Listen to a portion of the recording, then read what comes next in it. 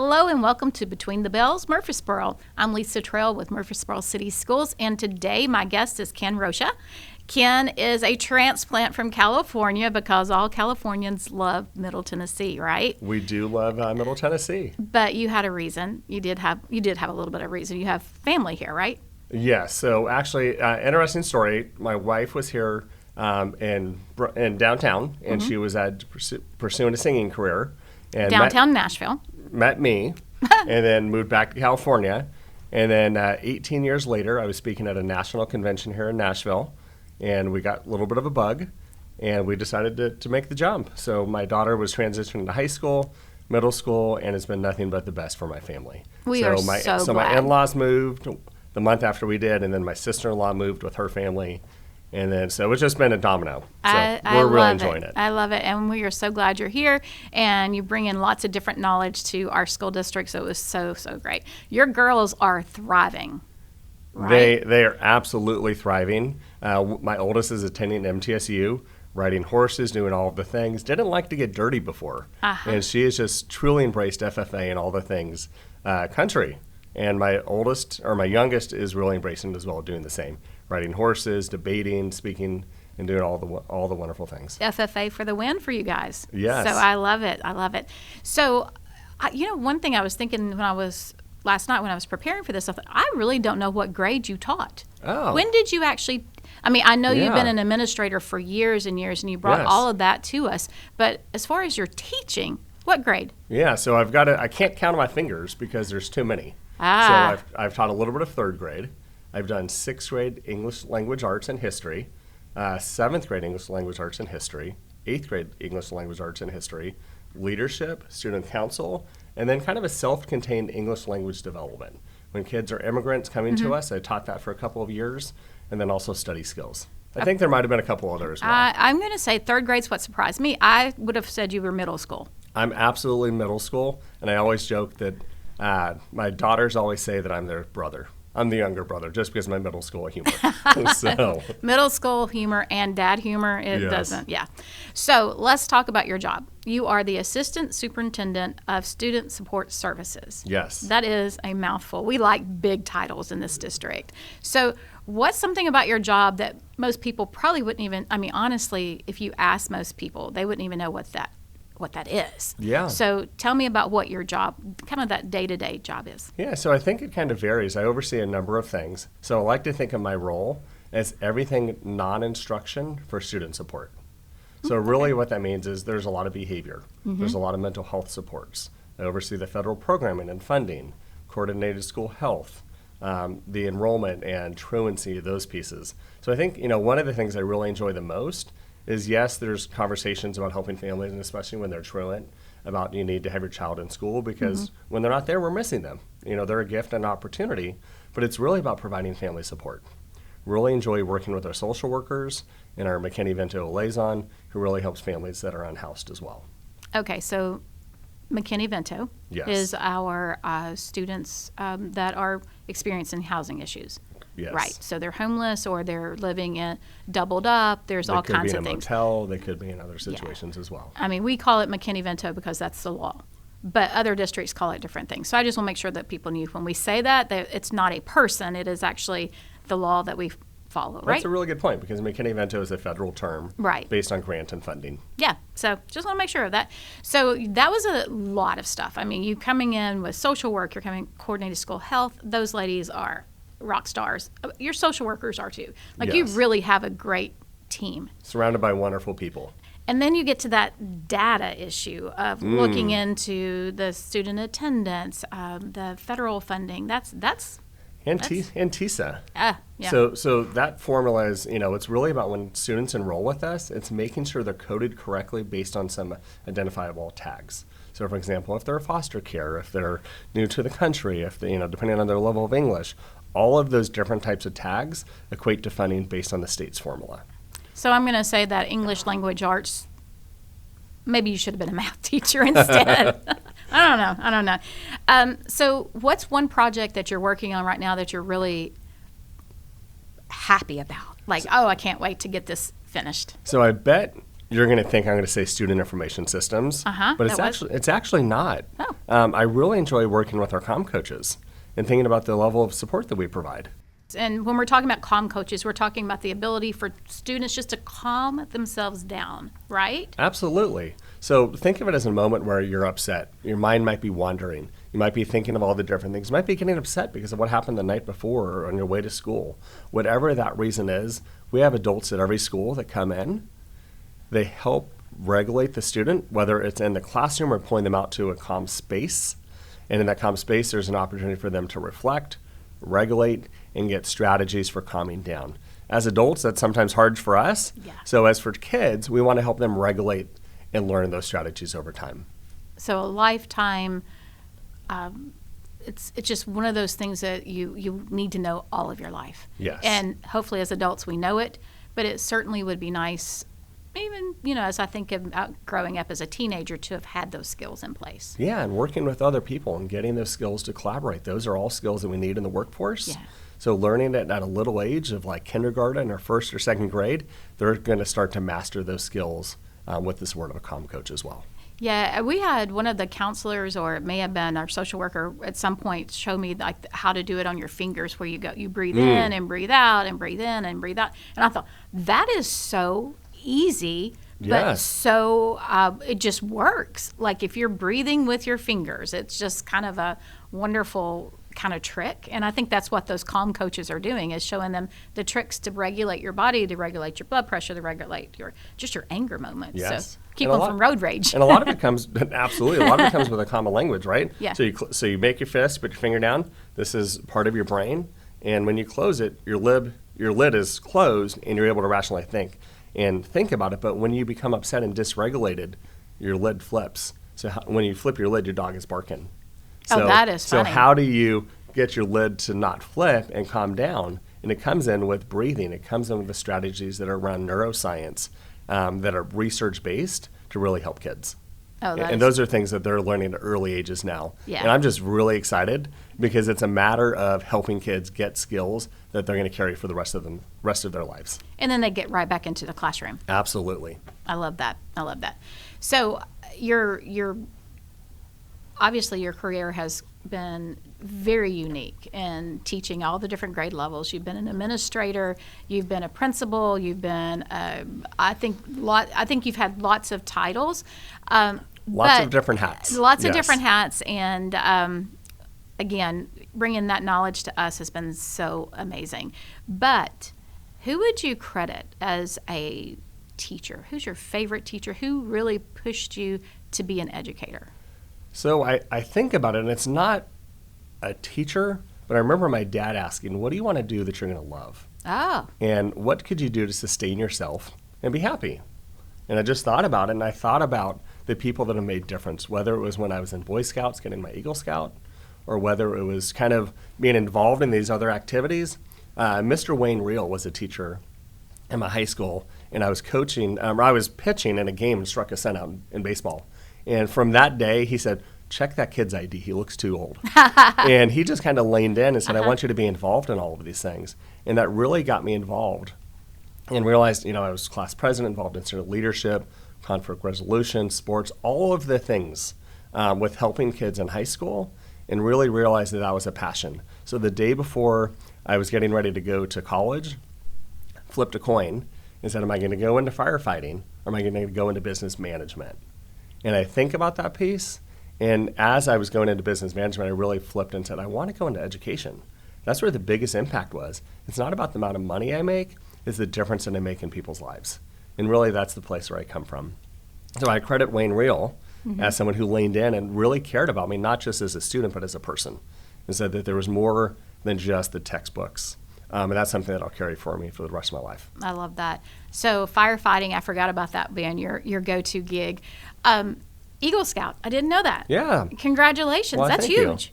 So I was an Eagle Scout at age 15 and a half, and then was Boy State as well. So I did a lot of other things. And then when I got my Eagle Scout, I kind of jumped into really school leadership and did a lot in high school, And which I think is sports. what led me here. And sports. Played basketball, baseball, and football.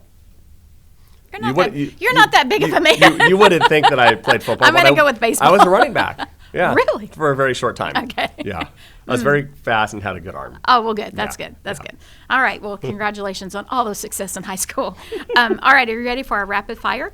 Yes. Okay. Let me look at my notes here. Okay. All right. Go-to coffee order. I would say something sweet, but usually black, a little bit of ice. So a little bit iced of creamer. coffee? Yeah, I like it cold. Okay. You Yeah. also drink girly drinks.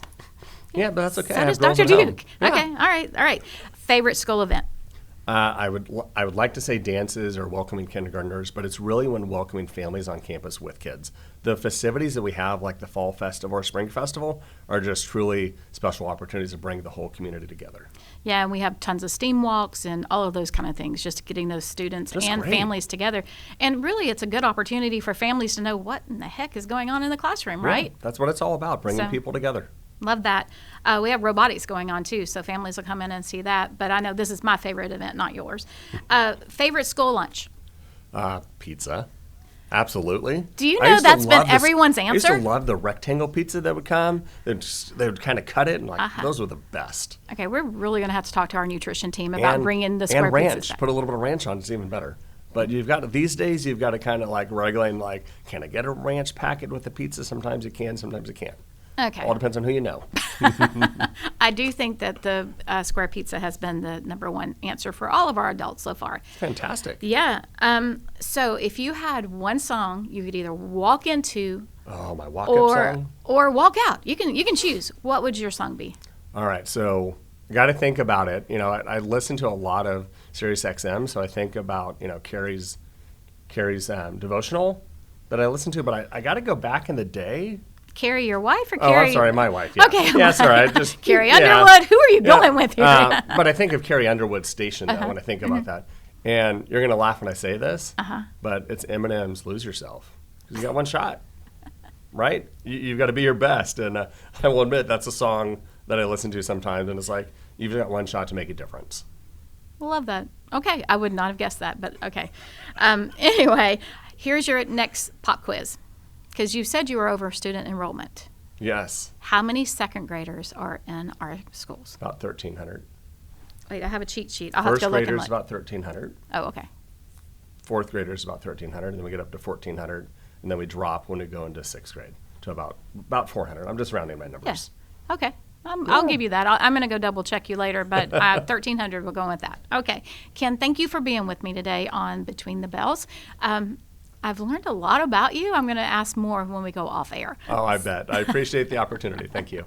All right. And next up is Miss Quinena Bell with Hobgood Elementary. Welcome back to Between the Bells. Today, my guest is Miss Quinena Bell. Thank you for joining me. I'm so excited. It's an honor. I am so excited to talk with you because to me, you are like the ultimate principal for Murfreesboro City Schools because you started your career in Murfreesboro City Schools as a kindergarten student. So I actually went on a tour of schools, is what I like to say. I attended Mitchell Nelson for kindergarten, first grade, Reeves Rogers Elementary School, second, third, and fourth, I went to Hobgood Elementary. And for fifth and sixth, I attended Bradley Elementary. And I don't know if you all remember, but at one point, Murfreesboro City Schools had a seventh and eighth grade. Yes. And I actually went to Bellwood for Wow. seventh and eighth grade. And then from there, I went on to Riverdale. That is amazing, and all of those schools are within a mile of each other if you actually put Yes. That is so amazing. Constantly moving and constantly changing So schools. do you have a favorite school? Of course, Hobgood Elementary all the way. Yes, we were Hobgood Heroes then, but now we're Hobgood Rockets. Hobgood Heroes. Yes. Okay, I've seen the extra H, and I didn't know what it stood for. So Hobgood Heroes. Okay, Heroes. very good. And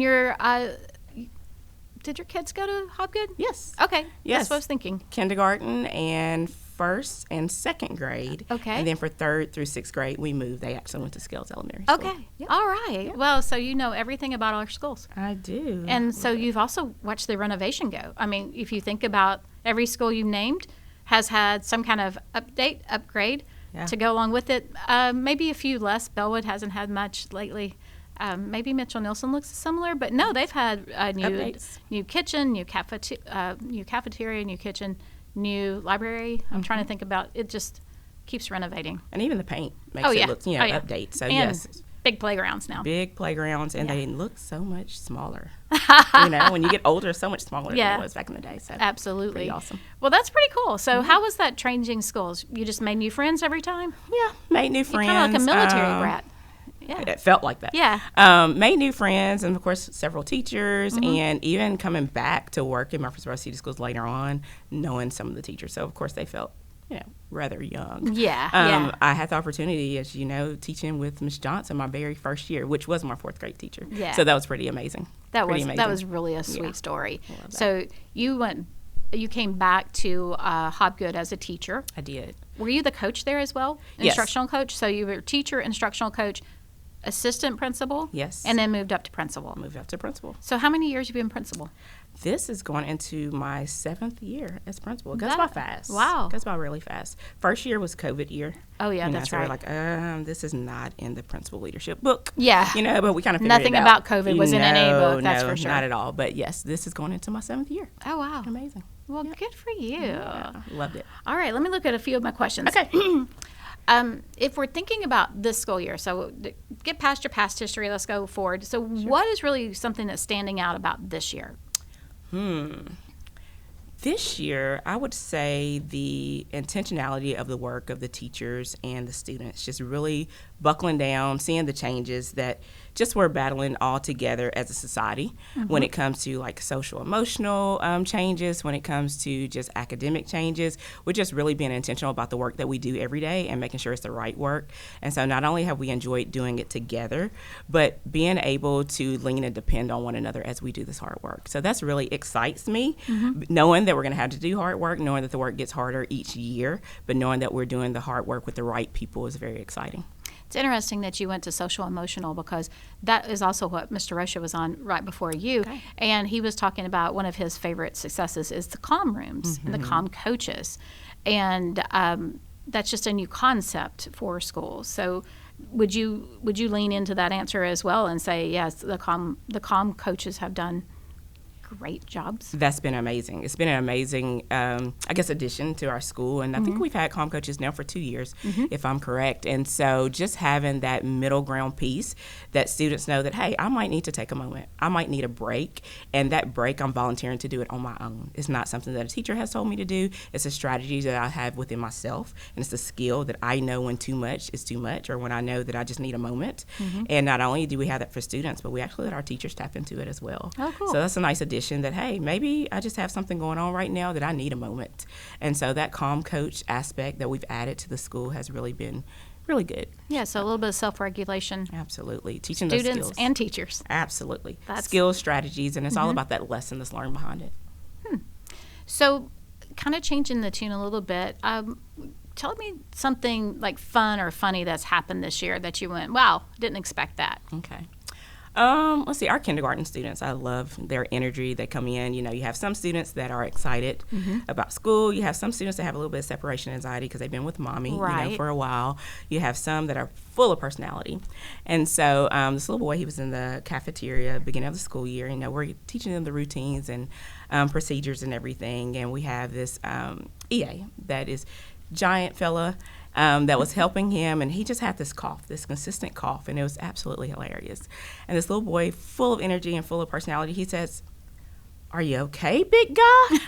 And so just listening to this personality of this kindergartner that's new to the school, he doesn't know us, this is the first week of school, I'm just like, wow, you just never know what you're going to get. And for me, it just brings back, yes, school is more than just that learning aspect. It's about that relationships. But the fact that he had that personality, and it was just like an adult in a 5 year's body, you just pats him on the shoulder and say, "Are you okay, big guy?" That compassion that was taught even before he got into school was just a joy for me. I love that. Just I fun. do think the kindergarten, those first week of kindergarten is so much fun because is. they do come in, first of all, they come in with their cute little clothes and a backpack that looks too big for them. Yes. And all these expectations, and it's just so fun. They're a joy. And I still think we see more moms crying than the students crying on those first few days. We do. We absolutely do. They're just like, "Bye, I'm ready." And I'm Mom's ready. at the car window saying, "Are you sure?" "Yes, we're sure. Let's take care of them." Yeah, I love that. So, if you could credit one person for you going into education, into teaching, who would you give that credit to? I would give that credit to Diane Johnson. Diane Johnson, being a fourth grade teacher and still in classrooms and empowering teachers and students, she was the teacher that just absolutely believed that anything was possible. You know, you have people that say that to you, but actually, and mean it, but she said it and she actually showed it. And so I don't remember one lesson from that classroom. I really don't. I know that sounds cliche, but just the way she made me feel, that compassion that she showed, and even to this day, the motivation and encouragement that she gives. So Diane Johnson was the teacher. So she's also the person you mentioned that you came in and taught with. Absolutely. Right? Yes. So First that was year teaching. That's amazing. Full circle moment. And she probably went, oh my gosh, now I'm teaching with my kids. We're leaning and dependent on each other that first year. It's like, hey, can you help me? You know, but she's amazing. I love that. Yeah. So way to go, Miss Johnson. Yes. If you had a piece of advice you'd give your younger self, what would it be? And you can choose what your younger self is. Okay. Well, my younger self would probably be, I'm going to go high school younger self. Okay. And I said never. I said I would never become a teacher. Oh. And then when I was a teacher, I was like, I never want to be a principal. And so here I am. So my advice would be never to say never. The sky is the limit. Keep trying. It may be something that you don't think is achievable, but just believe that you can do it. And sometimes that belief doesn't come within you, but it may come from other people. And so sometimes people see things in you that you don't necessarily see in yourself. So never say never. That's a good piece of advice, and I think that's probably a good piece of advice for a lot of high school students. Oh, absolutely. That would have worked well for me as well. Oh, yeah. So, all right, never very say good. never. So are you ready for these rapid fires? Let's do it. Are you ready? I'm okay. ready. What is your go-to drink in the morning? In the morning is probably a citrus tea or a medicine ball. You may know it from Starbucks. I do not know that. You do not know that. Okay, But it so doesn't sound good. It is good. I'm not a coffee drinker. Okay. So it is a tea. It's like a mint tea Uh-huh. with a little bit of lemonade. I'm not exactly sure what the exact recipe is, but it's something that wakes me up in the morning. It's tasty. Okay. I like it in the morning. I'll give you that. I love it. When it has medicine in it, that's not I know. but okay. Try it out. Not judging you. Just Not once. judging. Medicine ball, go for it. Starbucks, go for All it. right. Favorite school lunch? Pizza. Pizza is the best. And you know, they used to have like a breakfast pizza. Ah. So whether it's a breakfast pizza or lunch pizza, pizza is it for the cafeteria. Are you still eating lunches there? Occasionally. Not Okay. only when I forget mine. Oh. Not often. So you're Sometimes I just drink a shake and keep it moving. go along with that medicine ball. Yeah. I think my favorite still is probably the mashed potatoes and chicken. Oh, okay. I do love their good mashed potato or their macaroni and cheese. But we'll not even go there. We'll you can do tell pizza. I'm a starch person. So if you were in a talent show, what would your act be? I would probably do a few dances. Bust a move. Bust a move. Bust a move. I cannot sing. I like to think I can sing, but I will dance. Okay. Yeah. Backup dancer. Oh, okay. Yeah, I'll be the backup dancer. Okay. Like the doo-wop girl. Okay. Yeah, we can do that. I could see you doing that. Yeah. Oh, yeah. We'll get Miss Johnson to be the main person. Okay, she can be the main act. I can be the doo-wop girl. So as we wrap up today, and thank you for being here. Of course. What's a piece of advice that you would actually give to a student or a staff member? Not to yourself, because you say, well, actually you said never say never, which is a good advice for them too. Yeah. But let's go with one of your students. What's Okay. a good piece of advice that you give them? I would say buckle down when things get hard. Things are going to be hard, and hard is not a bad thing. So buckle down. Depend on your support systems, because it's okay to ask for help.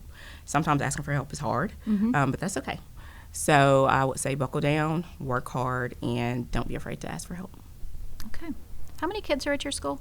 About 635, 640. It fluctuates. Okay. Well, they are very lucky to have you. Oh, lucky to have them. They're amazing. Thank Families are you awesome. so much for being on our podcast. And that's it for Between the Thank you for Bells, having me. Murfreesboro. We are so glad that you were with us today. I'm glad you had me. It's an honor. Thank you. Thank you for being with us today, watching on Facebook or listening on your favorite podcast. You can find us on any podcast channel by searching for Between the Bells, Murfreesboro City Schools. Thank you again, and have a great day.